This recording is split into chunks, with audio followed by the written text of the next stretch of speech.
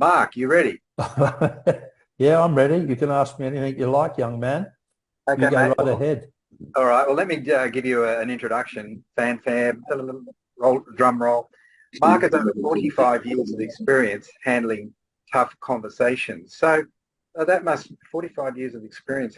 Well, that must mean you started when you were about 3 years of age or 4 years of age, Mark.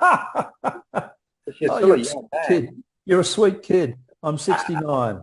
Just Handling tough conversations with people inside organisations and on the front line with customers and clients. But more than this, he's also helped others handle these difficult conversations.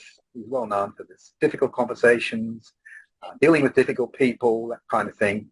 He's been a team member, team leader and manager and is a highly skilled educator, trainer and coach.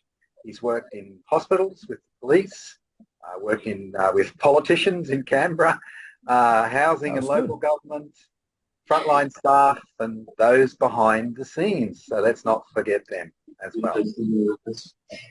Mark is focused on leaving staff at all levels with realistic, down-to-earth strategies they can immediately use.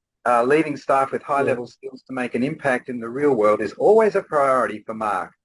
His formal qualifications are in science, health, Uh, education, and psychology. So, Mark, what about this topic of influence? How to have more influence at work and at well, play?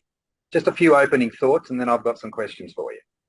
okay. Well, my opening thoughts are there's a lot of discussion on LinkedIn and elsewhere about how to influence people to purchase. So I'm actually doing a course at the moment on my lack of business skills about how to get people to take my products more seriously and services, and let's face it, sell more.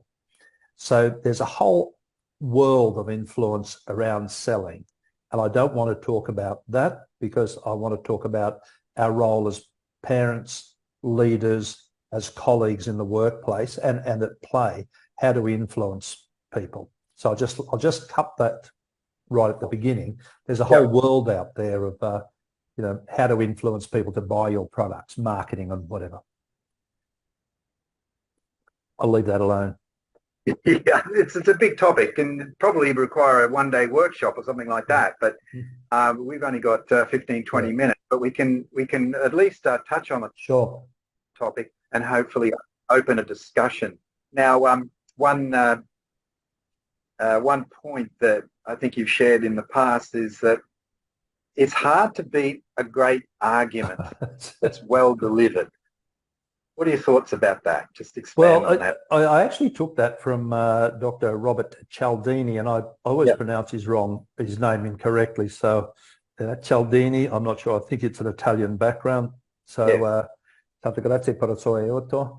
Uh, but he actually said that's where I thought it was one of the best books I ever read 15 years ago when he wrote that. He's a professor of psychology, and he actually said that, and I think that was important because a great argument is a winner. A great deal is a winner. And I often say that okay, when I bought a very expensive car at a particular place, I did not buy it from the person I know, liked, and trusted. I bought it from the person who was actually giving it to me for $8,000 less. uh, because money's important, and so it's all very nice. But I bought it from someone who I think was a jerk. But I didn't really care. I wanted a good deal, and I left and never went back. But I got so yes, nothing beats a great argument. And I'll add something else to that. Someone actually said to me the other day, "Oh, you're going to talk about influence? Well, you didn't influence your wife very much about where you wanted to eat." And I said, well, because I didn't care. So one of the things we're going to influence people, we've got to work out what we really care about. And the expression, I think, is what hill you're going to die on. I think that's the expression people use. But how much do you really care? Because you want to put your effort into things that you really care about and don't get caught up on things that are not so important to you. Yeah, absolutely. Now, you've created a list, which we might call general rules of the game, and uh, this is a bit of a no-brainer. We build relationships. That's pretty important, isn't it? Well, it most certainly is, but I've been influenced by people who I've had no relationship particularly with, and people are influenced by people. I'm not going to get in a conversation about the referendum coming up in Australia, but people are often swayed by arguments by people that they don't particularly know, and that brings us the question of whether you are influenced by people that much anyway, or do you just go along with whatever your values are really underneath it all, subconscious or otherwise. That's another issue, which is funny enough because Robert Cialdini often talks about one of his rules is about people tend to go along with whatever their values are. You know, you want to be seen as a good person, and the advertisement says, be the first person to donate today to this incredible cause. Well, you'd want to be a good bloke, wouldn't you, Kim? So away you go, because it fits with your particular values at the time. So that's one of the tricks of selling, of course, is what fits with your values. You buy this product, and we give $1 out of every $50,000 car to this particular charity. That influences you because you want to be seen as someone who's a reasonable person. Yeah, absolutely. Absolutely. It's amazing. Well, let's face it, people buy on emotion more often than not.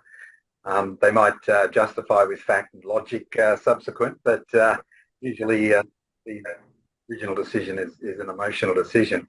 One thing you've mentioned is that it's important to be impeccable. Can you clarify that a bit more? Having good manners, things like that. Let's be honest here. When we're influenced by people, we often don't know why we're influenced by them, but it's a whole entanglement of lots of things. And people want excuses not to go along with people. And one of those is when the person, oh, I didn't like him. Do you see the way he kept on touching his nose? Oh, it's disgraceful. Or do you see the way he coughed into his hand and then shook someone else's hand? We want to think of reasons to not like people like that. We want to justify our decisions. And one of those is when people are not impeccable.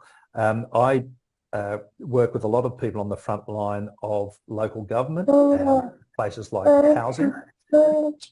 And they... Wait.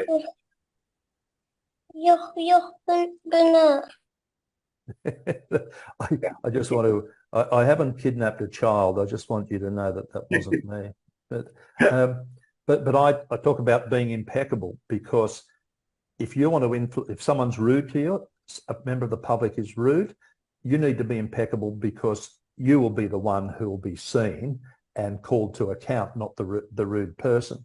You want to get that person on side. One of the best ways of disarming them and influencing them to behave is to not raise your voice, to continue to be impeccable and what I call beyond reproach. Now, I'm not saying that suddenly calms down a rude person. That would be a silly thing to say. But if you want to influence people, you don't want to give them a reason not to be influenced. I think that might have sounded very convoluted, but I think people get my point. So being impeccable, look, I also deal with real estate agents, and they know how to play a particular game. You know, you're going to certain places, you wear a suit, you say hello, you smile, you brush your hair, you brush your teeth, all sorts of things like that. Being impeccable, and we've talked about it a few times, and about getting rid of what I call relationship records. Yeah. All those little things which make you not impeccable. Little things. I saw one the other day on LinkedIn saying, someone actually said to someone when they, look, you seem to have it wrong. I can help you with that if you listen to the facts. What an incredible put down. You want that person to listen to you? That wasn't the way to do it, by basically telling them, you're an idiot.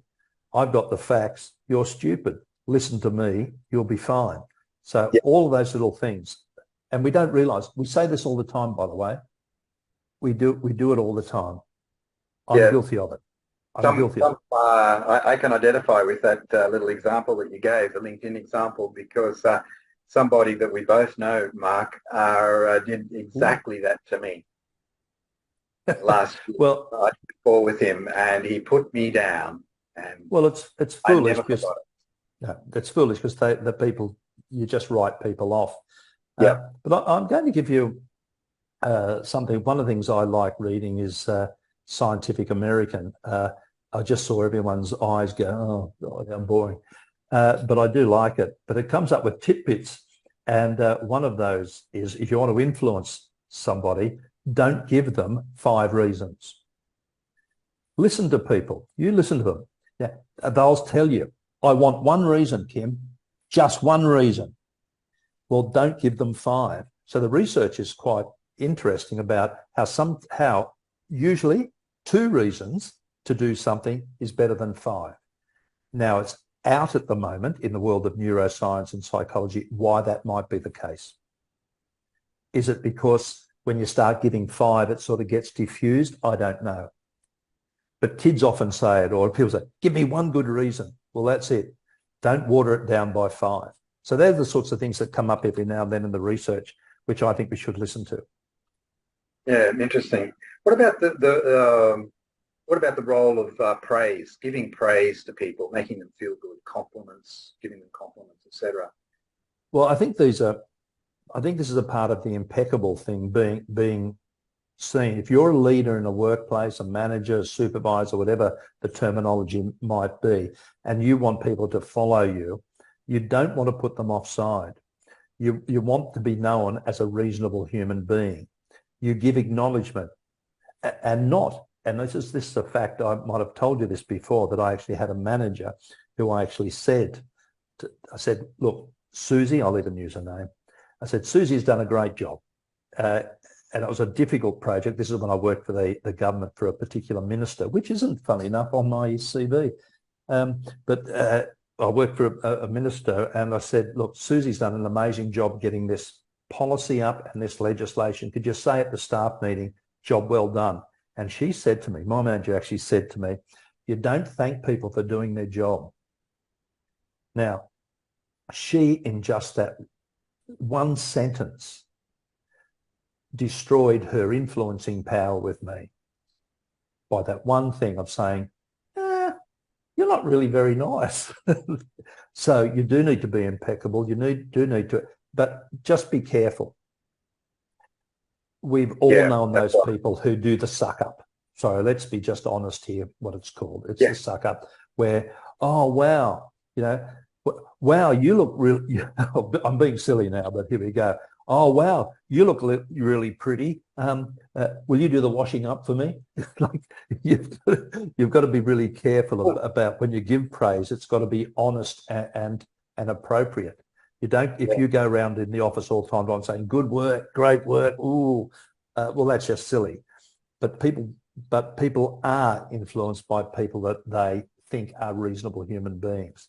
This guy's good. This guy's good. Let's listen to him. Yeah, that's right. Making the other person feel important is another. It's linked to giving praise and genuine compliment. Well, why will I listen to you if you don't listen to me? That sort of thing. What about this? Sorry. Go on. No, go on. What about this other term that you often use about being assertive, but be diplomatically assertive? I coined that phrase way back in the 80s when I was in the national campaign against drug abuse, and we were doing work on alcohol education with teenagers. And of course, schools didn't like us very much because they shouldn't be drinking anyway. But thank God TAFE was a little bit more realistic. And I used to say, and I did a number of assertiveness training courses in the 80s. I was fascinated by them. And if you're, for example, you're going to get into a car and you realise the driver has been drinking or intoxicated. These days, drinking is enough. You can be assertive and say, I'm not getting in the car with you. That's fine. Sometimes it's better to be what I call diplomatically assertive. And things like, I'll just use your name, Kim. Listen, Kim, look, we've all been drinking. Look, let's not drive up to King's Cross. Mate, there's nowhere to park up there. Let's all get a cab. See? Now, I got into trouble for that because people said, oh, you're not teaching them to be assertive enough. I want them to be safe. I don't want them to be assertive and get into a fight and start having a fight on the street about who's drinking and not drinking and all that sort of stuff. So I call it diplomatically assertive. It's about how to influence somebody to get what you want without necessarily being upfront and assertive and saying what you want, being more tactful. I'm not saying being weak. I'm saying, hey, and look, this is not everyone's cup of tea, but I also worked in the safe sex field for quite some time at the health department. And what I wanted was young women to be safe. I want them to practice safe sex. You can be assertive and look at people straight in the face, or there are other tactics women could use to make sure they either have safe sex or they get the heck out. Yeah? So a woman once said to me, oh, I remember being with this guy. He wouldn't play the game. I told him I was going to the bathroom and I just kept on going. Well, in some regard, that was very assertive, but she wasn't assertive to him in a conversation. I call it being smart, diplomatically assertive. There's ways of doing that without getting what you want and being safe without having to have a confrontation or a discussion. Yeah, you don't want to be too blunt most of the time. You want to use whatever you can to be safe and to get what you want. That's all. So I call it diplomatically assertive because I think there's a continuum. Yeah, right. Okay, well, we'll wrap this up very soon. Right. But the words that you use, you talk about concepts or methods or whatever, such as the verbal code, the vocal code, and the visual code. Can you just educate us about that? Look, when Fiona was speaking, she was a great example of when to combine those three codes. And I'm not trying to just crawl up to you, Fiona. This is just true. You can use me as an example. Well, Mark. it's just true. I'll come back. Okay. I wish I'd written it down there, so I won't remember exactly what it was you did. But the verbal code is the words that come out your mouth, and there's books and books and books on words that sell and powerful words and stuff. There's vocal code, which is all about clarity, continuity, and colour is all about pace and pause and pitch and power, which we won't talk about. And now I'm going to talk about the visual code. It's what you look like when you are speaking, and to influence people, it's incredibly valuable and important, and it's not body language. Body language is me looking at someone going like that and saying, whoa, they're obviously a thinker. Well, maybe they are. But you watch when Fiona was speaking, she wanted to influence us. And that is, she wanted us to listen, to understand what she was saying, and say in the back of our mind, ooh, I might know someone who could use her. So that's a part of the game. So when she was talking, this is not exactly what you said, but it's things like this. So you said, so what we need to do is we need to work together. See, that now means work together. And when you say, look, there's some incredibly big problems, Kim, in this organisation, that's big, right? And I'm doing it now so I can sit it on the screen. All those visual codes, the things you do with your face, your hands, your body is important. And if you want to influence people, you need to add these things in. A little tip. When we speak, we tend to move. We tend to do something. I've got one thing to tell you, Kim. See, we move. That's great. Hang on a minute. We tend to do something. And if you want to influence people, you want to do it deliberately, because you watch people from now on television being interviewed, they do it half the time right. Half the time they'll say, look, the problem is here, we need to dovetail more. The problem is here, things are going up. They'll say it half the time. You know, Julia Gillard, I'll just mention the name. I remember her one time talking about something, and she said, she said, what we need to do, we need to move forward, right? She said we need to move forward. And the problem with that at the time was she was pointing over people's heads, and that was to the back of them. That wasn't forward at all. it would have been better to influence those people saying, what we need to do, that is we need to do, is we need to move forward together. It's a subtle difference. It doesn't win over crowds. It doesn't win an election. But it takes you from 60% of the group thinking you're okay to 65%. All those little things. And I'll leave you with one other thing, which is a favourite of mine. We have a timeline in front of us. And if I've got a graph behind me, the timeline goes from naught here up, from naught here that way. So everything I do when I'm talking to a group of people is I reverse everything. So it really is doing that. The graph goes up, and I hope that my screen is not reversed for you, but quite often you'll watch people do it the other way. So I do everything when I'm speaking to people to influence them as though they're looking at me that way, which means I have to reverse things a little bit. When I was young, when I was a teenager, now I'm getting older. Things are in a certain direction.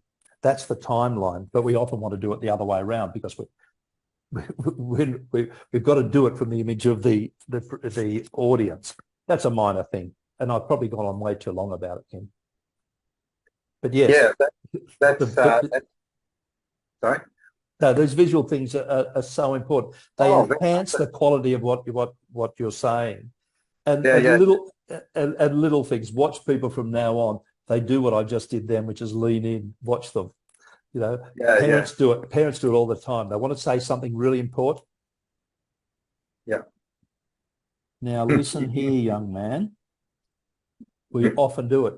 And so the job for us is we do it. Watch people now on TV. They do it half the time. Then the other half the time they're doing whatever. Yeah. There you go. There you go. Okay. Another entertaining presentation or training, mini training from you, Mark. Always enjoy them. So I'll finish. I want to see if we can get a bit of feedback or interaction, but just finish off with this little 5-step formula here. You should see this on your screen. Okay, the 5-step influence building formula. All right, you want to see that? Yep. Beautiful. Okay. Number 1 is help people become better. Makes sense, doesn't it? So we can help them, we can help make them smarter, teach them a new skill, give them some advice that's kind of life-changing, help them become better and better people, yeah. Number 2, help them solve a problem. They had a problem, talking to you about it, and you help them solve a problem. Does that mean that you'll probably have more influence with that person? Yes, but not just with that person, because chances are there'll be a downstream effect there. If it was a positive outcome for them, a little bit of word of mouth amongst the other people in the team. Amazing. And then all of a sudden, you don't just have influence with one person, the one that you help, but it could be another 10 more, 20 more, you don't know. Become good at storytelling, because we hear this a lot now. You've got to be a good storyteller, particularly if you're a leader. Build a compelling narrative. In fact, listening to Fiona, she shared 2 or 3 stories. Remember the stories long after facts and figures are being forgotten. So storytelling, so important. It's almost as if it's been built into our DNA. It's part of us now, and we start learning stories when we're children, babies even, and throughout life we have stories, national stories, the story of our country, the story of our company or the organization that we're involved with, and so on, the story of our family, the heritage of our family. Become good at storytelling in the workplace, particularly effective if you want to bring people on the journey with you. It's a way to persuade people and kind of get people to embrace your point of view, your way of thinking, because you can demonstrate that it's better, and enroll people in your vision. Lots of things like that will help to improve your influence. Develop your POV. Okay, that's a marketing term. Point of view. Another one of these acronyms. Not quite an acronym, but anyway. Develop your point of view. Do you have a point of view? You're a leader, you're an aspiring leader, and you know that based on your experiences and your study and reflection and all the rest of it, that there may be better ways of getting the job done in that workplace, for instance. Well, develop a well thought out point of view, and at some point you may be able to share those insights with the people above you. Now, you've got to be careful there because they might feel that being threatened there. But there's a right and wrong way to do it. But if you do it the right way, you'll definitely gain more influence. It doesn't work so well if you've got a superior, like a manager, who feels somewhat threatened or he's not very secure in his or her position. All right, they're going to be getting a bit defensive there, but really good managers are always looking for up-and-comers who've got good ideas. So develop your point of view without turning people off. Practice thought leadership. Be seen. I said there were 5, but I've got a bonus. Practice thought leadership. Be seen. So get involved, networking, etc. And then finally, develop a personal brand. Once again, be seen. And I've noticed that I'm big on developing personal brands, but I've noticed also that, in fact, I listened to a podcast the other day, and it was about how to become a more effective intrapreneur. So we're familiar with the term entrepreneur, but we've now got this newfandangled term intrapreneur. In other words, entrepreneurial people who are working within businesses, within organizations, for whatever reason they choose not to, at least at this time, to start their own business, but they've got a little bit, there's a little bit of an entrepreneur trying to get out. Well, why not help to make the business that you're working in more effective? And one of the best ways of doing that is to practice thought leadership, develop your point of view, and develop your personal brand, which brings me to the final sub-point. Platform like LinkedIn is one of the best ways, or one of the best platforms to develop your personal brand as an employee, including, if you're a manager, even C-suite executive, something like that, or if you're a business owner. Develop your personal brand, practice thought leadership, which is about content. It's another topic all by itself. But if you start to build your personal brand, you'll get noticed by people who matter. You'll get noticed. And just the mere fact that you're getting noticed means only one thing: you're going to have more influence. So that's it. That's the formal proceedings finished. Just throw it open and see if there's any thoughts or ideas, insights, something you want to share that may help either people who are on the call or people who watch the replay. Anybody want to just spend a minute or two, bit of feedback or ideas, something that you've heard that you thought, yes, I can illuminate, I can expand that little idea a bit more myself. Hello. Hello. Can I go ahead? Sure. Please do. So thanks for informative webinar. I was late, but thanks. I love the summary at the end. So it helped me to understand what was the main points. And I really totally agree. I experienced some of them. And because I'm in the step that I think I have the skills of starting my own business, but I'm still working. So I really needed those advices. They were just on time for me. And yeah, thanks for that. I just wanted to say thank you, and I will try them. Yeah. That's great, Parisa. Do you have a profile on LinkedIn? Yes. Great. Well, yeah. Why don't connect with each other? Connect with me. Connect with Mark. Connect with Fiona and anybody else. And I'm more than happy to talk with you, and I hope I pronounce your name, Parisa. Yes. Look, I'm more than happy to chat to you because I'm just more than happy to chat to you anytime if you want to run things by me, just as a friend on LinkedIn, you say, I've got this idea, what do you reckon? I'm not an expert on many things, but it won't stop me from giving my opinion. Thanks. That, Yeah, that's awesome. never hesitate. Thanks. I'm just going to say something. So I always like to shoot my mouth off.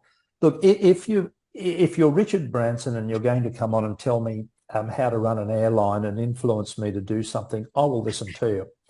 You can say as many ums and ahs as you like. You don't have to comb your hair, and you can even do this half the time, which he does, because they've got a name for themselves. Good on that. Good on them. The rest of us, we have to really work at it. And that's the job for us when we're influencing people, to agree with us, to come along with us on our journey. We have to work at it. And the first two things you put up, Kim, really hit home for me, because I know when I was working for people, I did not realise at the time what little kindnesses I was giving people by helping them solve problems. I helped people with their professional development because I thought, well, why not? Why wouldn't you? And I gave some people some opportunities, which she was on grade 2 in the New South Wales Public Service. If you know how low that is, it's pretty low. And I thought, well, there's no skin off my nose to help her be paid more and to get some professional development and move on. And she did. Now, she never forgot that, but it wasn't my intention to influence her to like me. It's one of those things that sometimes happens. And there's too many people who want to do that reciprocity as a Machiavellian thing. I'm going to do that for them because I know I'll get something back. And I just think it doesn't sit well with me. Best not to keep score. Best not to keep score. There you go. There you go. Yeah, thank you, Kim. That's it. Thank you. Mark, I really liked that story. I thought that was probably one of the best stories you told this afternoon. Yeah. All right, great. Are we done now? Yep, I think. All right, we're at the top of the hour, as the Americans say. We're at the top of the hour. So let's turn off the recording.